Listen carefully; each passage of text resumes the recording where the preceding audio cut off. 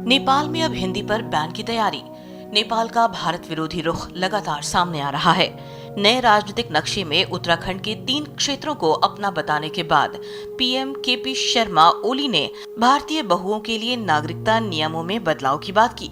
अब ओली संसद में हिंदी को प्रतिबंधित करने की बात भी करने लगे हैं। पीएम के इस प्रस्ताव को उग्र राष्ट्रवाद के तहत देखा जा रहा है। माना जा रहा है कि देश में कोरोना को लेकर बुरी तरह से घिरे पीएम लोगों का ध्यान मुद्दे से भटकाने के लिए ऐसा कर रहे हैं। वैसे संसद में प्रस्ताव देते ही खुद अपनी पार्टी के लोग पीएम का विरोध करने लगे। इसकी वजह ये है कि नेपाल में बड़ी आबादी हिंदी बोलती है। खासकर तराई में रहने वाले हिंदी, भोजपुरी या मैथिली में ही बात करते हैं। जानिए खुद को हिंदू राष्ट्र कहने वाले नेपाल में क्या है हिंदी के हालात। कितने लोग बोलते हैं हिंदी? नेपाल के तराई इलाकों में रहने वाले अधिकांश लोग हिंदी बोलते हैं। ये बात साल 2011 में नेपाल में हुई जनगणना में सामने आई। भारत की सीमा से सटे इन क्षेत्रों में रहने वालों की कुल संख्या 77,559 है, यानी ये नेपाल की लगभग 0.29% आबादी है। हालांकि इसके बाद भी नेपाल के भीतरी हिस्सों में भी लोग बड़ी संख्या में हिंदी बोलते हैं और समझते भी हैं। इसकी वजह है भारत नेपाल के बीच अच्छे संबंध और आसानी से एक से दूसरे देश में आवाजाही का हो सकना। एक और वजह बॉलीवुड सिनेमा भी है, जिसकी नेपाल में काफी ज्यादा लोकप्रियता है। पहले भी हिंदी को लेकर विवाद। एक ओर यहाँ हिंदी लोकप्रिय है तो दूसरी ओर इस भाषा को लेकर यहाँ विवाद भी होते रहे हैं। जैसे यहाँ के पूर्व उपराष्ट्रपति परमानंद झा ने साल 2008 में शपथ ग्रहण समारोह में हिंदी में पद की शपथ ली थी। तब काफी बवेला मचा था। नेपाल की सड़कों पर विरोधी पार्टी के लोगों ने विरोध किया था कि नेताओं को शपथ नेपाली भाषा में लेनी चाहिए, वरना शपथ मान्य नहीं मानी जाए। कई दिनों तक देश की सड़कों पर प्रदर्शन और नए उपराष्ट्रपति के पुतले तक जलाए गए। विरोध को देखते हुए नेपाल की कोर्ट ने फैसला सुनाया कि हिंदी में शपथ को मान्यता नहीं दी जाएगी।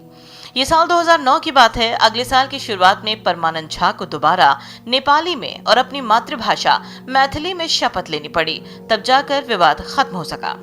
हालांकि साल 2015 में दोबारा इस उपराष्ट्रपति ने मांग की कि हिंदी को यूनाइटेड नेशंस की 6 आधिकारिक भाषाओं में एक भाषा का दर्जा मिलना चाहिए।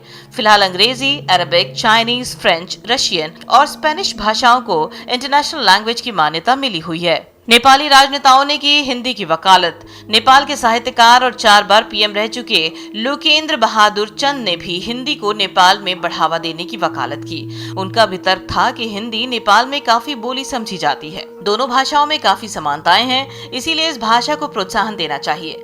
वैसे बता दें कि किसी हद तक ये बात सही भी है।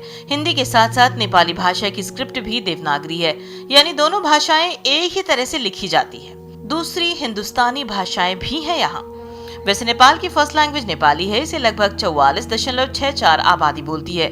दूसरे नंबर पर मैथिली भाषा बोली समझी जाती है। ये 11.67% लोग बोलते हैं। वहीं भारत के यूपी और बिहार में बोली जाने वाली भाषा भोजपुरी भी यहाँ की लगभग 6% आबादी की फर्स्ट लैंग्वेज है।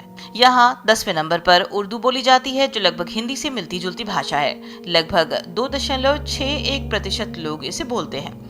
इस तरह से देखा जाए तो नेपाल की कुल आबादी यानी कि 10,883,804 लोगों पर 1,225,950 लोग हिंदी को फर्स्ट लैंग्वेज मानते हैं और वही बोलते समझते हैं। ऐसे में हिंदी भाषा पर प्रतिबंध लगाने की बात को ओली की ध्यान भटकाने की नीति माना जा रहा है। खुद संसद में सांसद सरिता गिरी ने इस बात का विरोध किया। उन्होंने कहा कि ऐसा करने पर सरकार को तराई और मधेशिया के कड़े विरोध का सामना करने के लिए तैयार रहना होगा।